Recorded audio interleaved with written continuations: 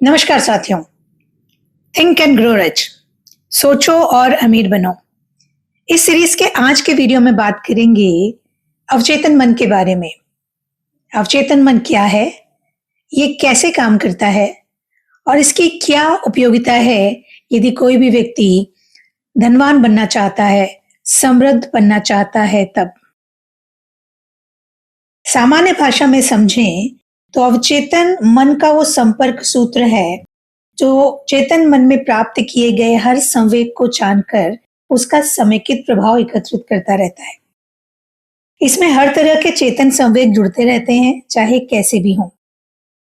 जब चेतन संवेग से इनफाइनाइट इंटेलिजेंस के तार जुड़ते हैं तो दिमाग में करिश्माई विचार या विचार श्रृंखला चालू होती है, और यदि इसकी एक बार अनुभूति हो जाए तो उसे नियंत्रित भी किया जा सकता है। ऐसा माना जाता है कि अवचेतन मन तभी कार्यरत होता है जब चेतन मन सुषुप्त अवस्था में चला जाता है, किंतु सच्चाई ये है कि ये दिन रात कार्यशील रहता है। ये सच है कि चेतन रूप से हम अपने अवचेतन पर नियंत्रण स्थापित नहीं कर सकते, किंतु उसमें एक इच्छा तो स्थापित कर ही सकते हैं। ऐसे कई उदाहरण हैं कि अवचेतन में डाली गई इच्छा चेतन को भी नियंत्रित कर देती है।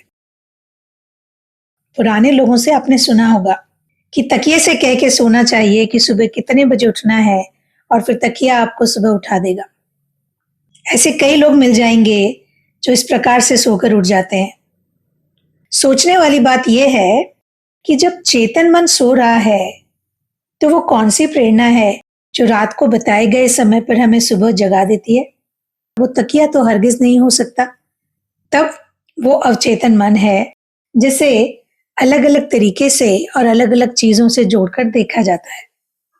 यदि हम चाहें कि अवचेतन मन बिल्कुल सही तरीके से काम करे और हम जो कुछ भी चाहते हैं उसे मूर्त रूप में हमारे सामने लाकर खड़ा करे, तो सबसे पहले उसके सामने एक स्पष्ट लक्ष्य का होना जरूरी है।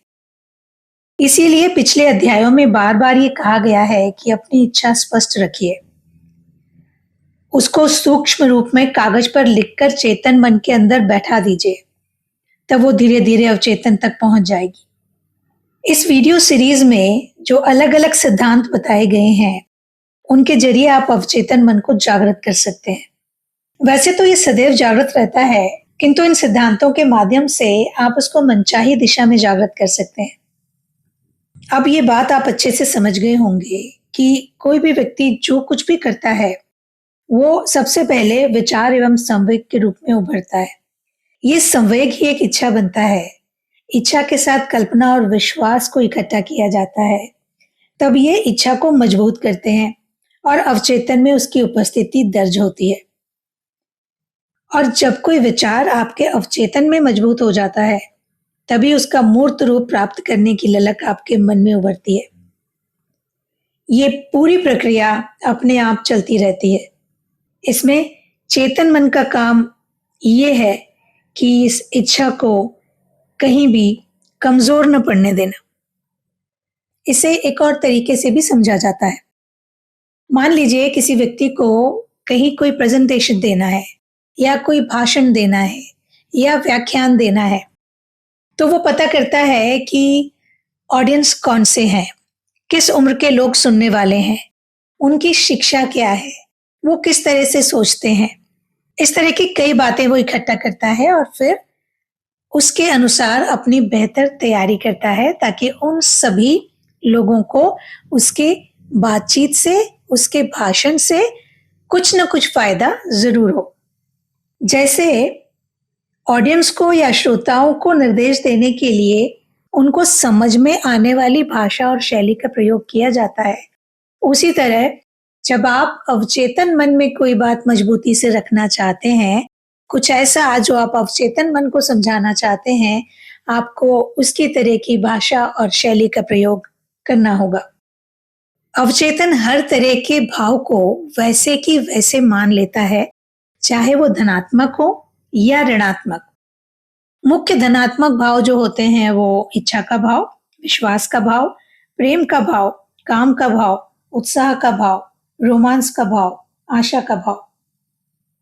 इसके अलावा भी कई धनात्मक भाव होते हैं, किंतु वो सब कहीं ना कहीं इनसे जुड़े होते हैं। इसी तरह जो ऋणात्मक भाव होते हैं, भय का भाव, ईर्ष्या का भाव, नफरत का भाव, बदले का भाव, लालच का भाव, अंधविश्वास का भाव और क्रोध का भाव। ये अच्छी तरह से समझ लीजिए कि दिमाग में ऋणात्मक और धनात्मक दोनों भाव एक साथ नहीं रह सकते। एक की उपस्थिति दूसरे को खत्म करने लगेगी। अब ये आपकी जिम्मेदारी है कि आप अपने अवचेतन तक धनात्मक भाव को पहुंचाना चाहते हैं तो धनात्मक भावों को कायम रखें, ऋणात्मक भावों को प्रवेश बिल्कुल न दें और ये आदत बना लें कि दिमाग में अपने आप ही ऋणात्मक भाव न टिके। यदि एक भी ऋणात्मक भाव दिमाग में रह गया तो वो धनात्मक भावों को वहां टिकने नहीं देगा। एक और बात यहां समझने की है, ज्यादातर लोग दिल से प्रार्थना तब करते हैं जब वो हर तरफ से मजबूर हो जाते हैं, जब कोई और रास्ता नहीं बचता, और जब तक ऐसी मजबूरी नहीं आती तब तक उनकी प्रार्थना खोखली औपचारिकता ही होती है। परेशानी में जब वो सच्चे दिल से प्रार्थना करते हैं तो वो हमेशा भय और संशय से ग्रसित होते हैं। चूंकि भय और संशय लगातार परेशान अवचेतन से प्रकट होते हैं, वो दिमाग में भी निगेटिविटी का संचार कर देते हैं। ये एक सार्वजनिक सिद्धांत है कि अवचेतन में भरे भाव ही इनफाइनाइट इंटेलिजेंस से अंतर्क्रिया शुरू करते हैं और फिर जो आपके पास उपलब्ध होता है उसी के अनुसार आपको परिणाम प्राप्त होते हैं।